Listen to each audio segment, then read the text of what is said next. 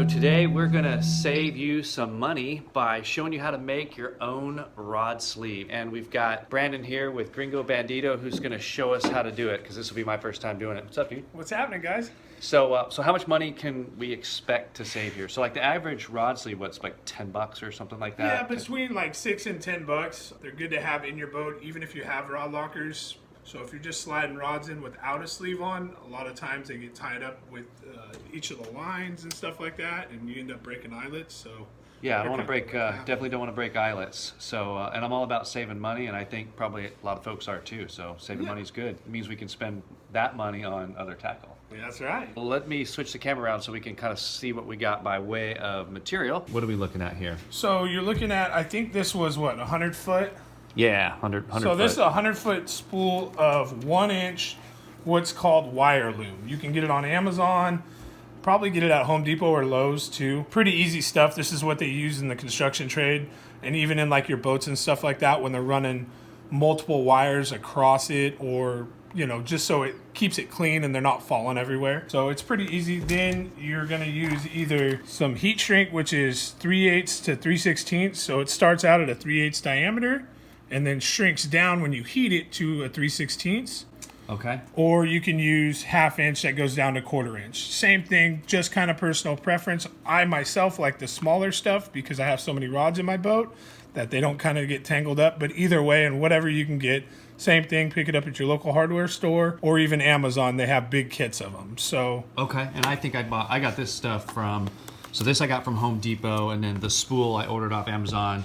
Super cheap. I don't remember how much I paid for it. We'll put a link in the description. But per your recommendation, I went with 1 inch, which is a little bit smaller. A lot of the rod sleeves you buy at the store are 1.5 inch. Some are 1 inch, but I do prefer the tighter ones. So yeah, 1 inch was kind of the way I like them. I like them tight on the actual rods themselves. Some guys use 1.25 inch. Some guys use 1.5 inch.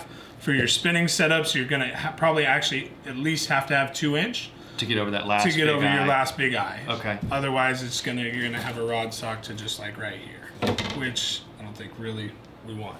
Yeah, and even that second eye up on a spinning rod sticks out quite a bit. So for spinning rods, you're gonna want a 2 inch probably. For bait casters, 1 inch is perfect. Yeah, 1 inch, 1.25 inch, whatever your preference is. It's pretty simple actually. You know, all you're gonna need is a pair of scissors and a lighter or a heat gun.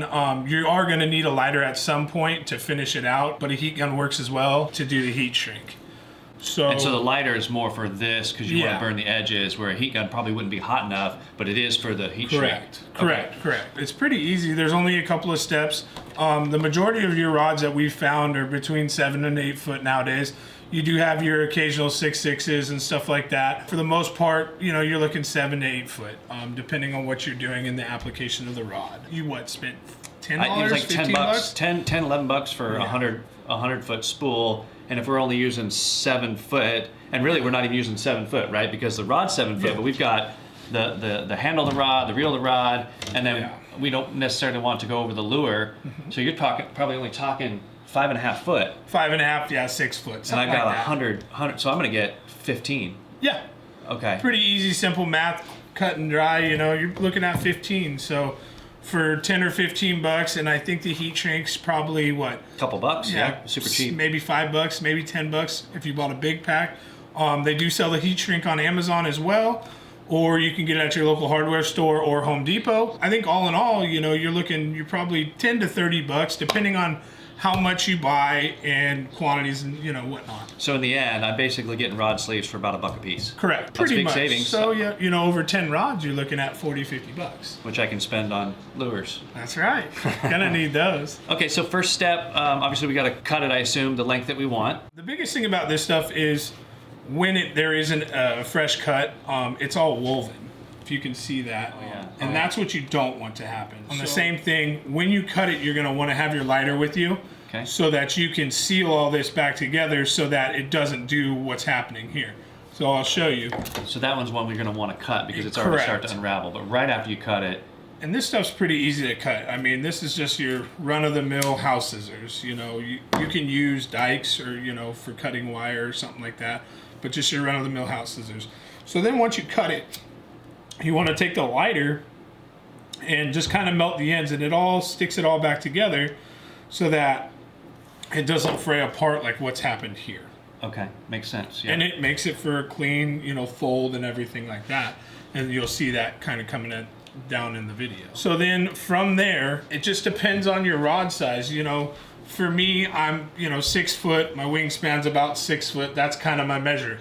You can use a tape measure and get it exact, or because most guys, when you get on the boat, you just throw all your rod socks down onto the deck or into a compartment, and you want to go fishing. So you're not, oh gosh, which one fits to which. Just go through them, and you get about 6 foot. Okay. Just take your scissors. Do the same thing. We're just going to cut it. Same thing. Cut it. Have your lighter close. Got our lighter handy. As soon as you cut it, kind of keep, not pressure, but you don't want it to unweave.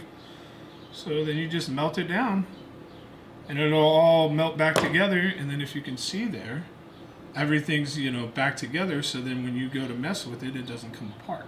Nice. And we get to play with fire. So then these pieces of heat shrink that we've bought come in about 3-inch sections. You really don't want 3 inches of heat shrink on your rod sock. Let's just be honest with you. So we've gone through and cut some down. These are the 1/2 inch. Basically, same thing with your scissors. Get about 1 inch and just give her a cut. Nothing big. Set the rest aside because you're going to make more. So then what I personally like to do is I like to roll it kind of into itself so that it makes what is a real nice kind of fold there at the end, so they look real clean. And then the fun part is you got to kind of get all the little strands in there and just try and work it. Sometimes you got to spin it to get all the strands in it. There's your finished product. Okay. Not finished, but there's... And you leave a little bit out. I leave about 1/8 to 1/4 of an inch out, and we'll show you why we do that here in a minute. So then you take this, get it so it's nice, and when the rod sock's sitting out, that's going to be what it looks like. Take your lighter and just lightly start to heat it, and it'll start to shrink down and tighten up, creating a tight squeeze where you folded it. So we're going to let this cool for a second, and then at the end we take the lighter and we're going to burn that 1/4 inch.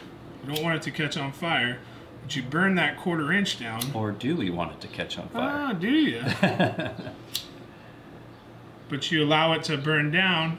And that keeps it from sliding off the end. That bonds all of that together, all of the weaving together, so that when you go and slide it on a rod sock, when the tip hits it, it doesn't blow apart.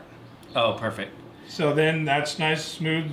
Give it a minute, let it dry off. It is hot plastic, so if you go and touch it with your finger, you are going to get burned. And it's going to stick to you, and you're not going to be able to get it off of you. It's not going to feel good. Trust me, I've done it. So now that this side's done, this is a complete, I guess would be the tip of the rod sock. We come back to the other side. So, and I want to note here too, one thing I like about these, the way you're doing it, is that some of the rod socks, even ones that I have purchased before, have these rings on the end. And I guess the original idea was that you could have a hook in your garage, hang it from the hook, and your rod wouldn't fall out. But the problem is a lot of these boats that have the rod lockers, like mine does, and the little tubes, those tubes go up there and they taper down to a point. Well, that ring goes up there and it catches where it's not wide enough for the ring to go through, and you can't get your rod all the way in, especially if you're looking at like a 7'10" rod where that ring is going all the way up. So these work better, I've noticed, when I've tested yours out. Yeah. And they go all the way up into the rod lockers. I like that a lot better because I'm not likely to hang my rods from the ceiling of my garage anyhow, so I don't need the ring. Yeah. So, and that's the same thing.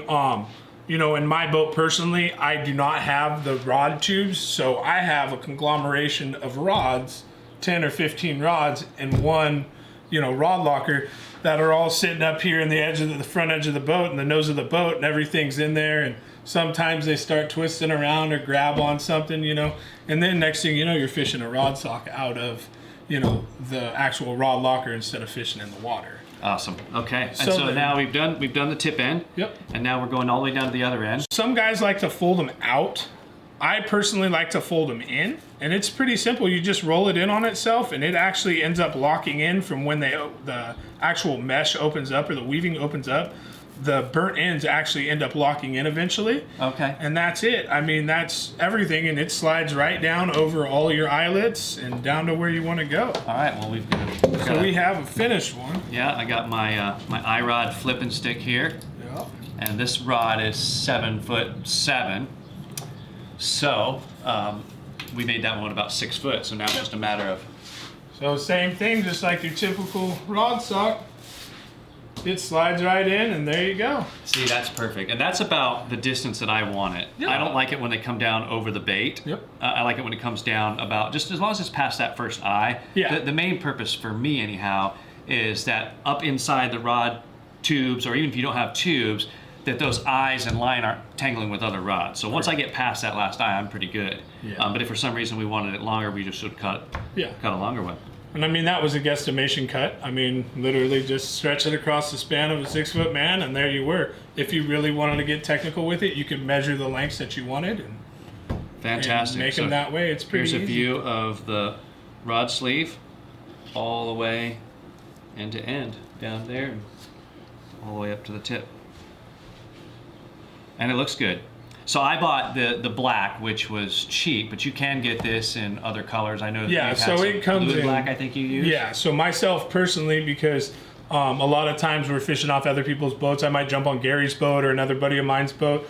Everybody has rod socks. You know, we've all gone down and, oh, I need 2 more rod socks. Well, they only got pink and yellow, or, you know, they got only blue and black or whatever. And you get on a boat and everybody tears all their rod socks off. And it's like, well, whose is whose? So I personally got into it because I wanted to know which rod socks were mine. Makes sense. And mine are all black and blue.